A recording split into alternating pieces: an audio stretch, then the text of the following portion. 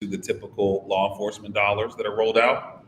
Um, when we look at those dollars, we estimate around 12 billion of those have gone to community-led strategies, and so they've really fallen into three major buckets. One is victim service organizations, so nonprofits and community programs that work with families that have lost someone or individuals who have lost someone.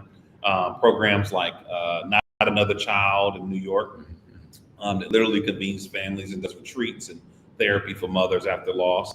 So they're a big bucket of the dollars that are sent out. Another big bucket of the dollars have gone to community violence intervention programs that do direct intervention between individuals that maybe are in conflict, and even between groups. If there's like a long-standing beef between individuals or groups. So that's programs like Cure Violence, like Safe Streets in Baltimore. So a great deal of the funding is going to those styles of programs. But then lastly, a lot of our investments are going into therapeutic approaches.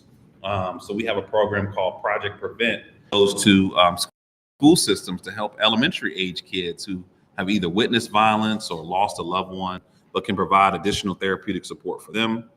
There's programs like Advanced Peace that will work with those who maybe have had a violent past, and whether they were, incarcerated or not, they're able to, with these programs, provide some real behavioral style therapeutic programs to help them shift their lifestyle away from a life of violence and sometimes crime. And so most of the dollars that we're pushing out, they're not just going to, community job programs. They're going to very specific approaches that we know can address violence. So the people that you're touching Mm-hmm. in terms of prevention, Mm-hmm. turning their lives around, as you said. Yeah. Can you measure that? Yeah, you can measure it. I mean, a couple ways that we look at it is what's the likelihood of them getting involved in violence in the future? In the future. Right. So if you are shot, unfortunately, there's 40% chance that you will be shot again or killed. So one key measure is if someone is injured, how do we make sure they don't get back into conflict? Right. Another one is when you look at folks who have maybe a violent history or a criminal history, what's their recidivism, right? What's the likelihood of them falling back into some type of altercation or criminal involvement? And most of the programs that we've invested in have over a 90% success rate on recidivism. Most of these individuals are not going back into any type of criminal involvement or justice involvement. So those are two ways to track it. And then the biggest one is how many lives we save.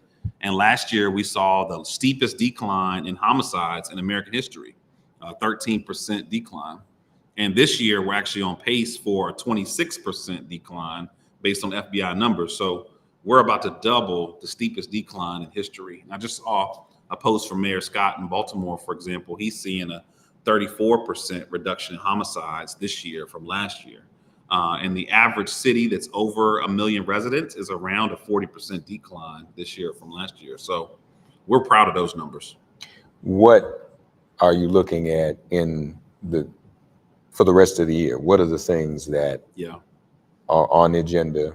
What are the benchmarks you're trying to reach? And, beyond that, if there's a second term, what is it that the deputy director would like to see done? Yeah, so right now, we still have more dollars to push out. So we want to make sure we're investing all the dollars we can. There will be a lot more resources around school safety and school-based programs before school starts back up. So that'll be a huge priority for us. We're working really hard on reforming VOCA, the Victims of Crime Act, to make sure that crime victim funds are more equitable and accessible to people after they've been victimized. That's a huge thing. Another major priority is right now, the federal government, the FBI or the CDC, there's no national database of injuries. Everything is just deaths.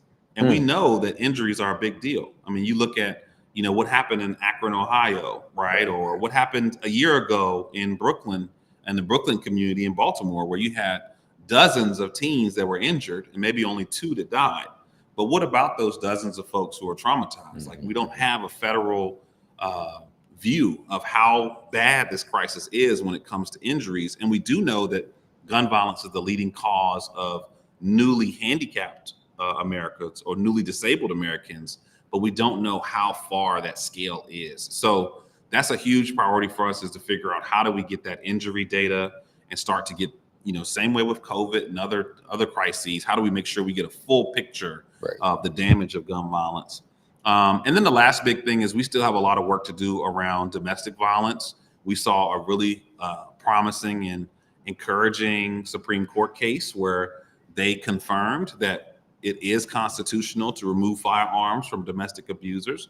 So now that we've jumped that big hurdle with the Supreme Court just 2 weeks ago, now we can start to pour more resources into how do we keep guns out of the hands of domestic abusers. So that's going to be a huge priority for us moving forward, is really building more tools for law enforcement and our court system to get guns out of the hands of those folks. It's a civil right not to get injured by gun violence, or be a victim of gun violence, correct? Yeah, life. And life is our right. Amen. Mm-hmm. Our brother as well, for those of you who don't know, is a victim of gun violence himself. Yeah. And so it is especially appropriate for him to be here. And he didn't wither from that experience. Obviously, he's still doing this great work. Greg Jackson is Deputy Director of the Office of Gun Violence Prevention. Yes, sir. Good to see you, brother. You too. Thank you, man. We look a little bit alike too. Again, like hey, I've just got the white on my face. I'm trying to catch up with him. My hair ain't quite there, but I can't. How many years? This is 4 years. Okay. Yeah. This is my 25th.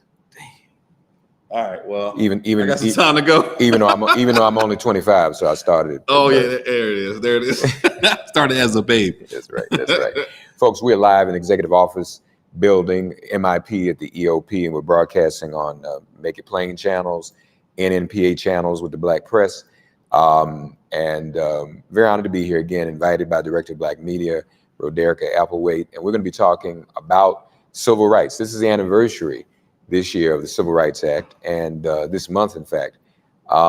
And we're going to be talking with a number of officials about what this White House, what this administration is doing with regards to our civil rights. So we started out strongly with our dear brother, the Deputy Director of the Office of Gun Violence Prevention, the first ever in history, in an administration, in the White House, something the community, the movement called for, and this administration answered. Thanks again, brother. No, thank you. Good to thank see you. All right. Enjoy the day. All right. Thank you, folks. We're going to continue to be here live. Stay tuned. We have other guests joining us throughout the day. We're going to try to keep this stream going too. So thank you.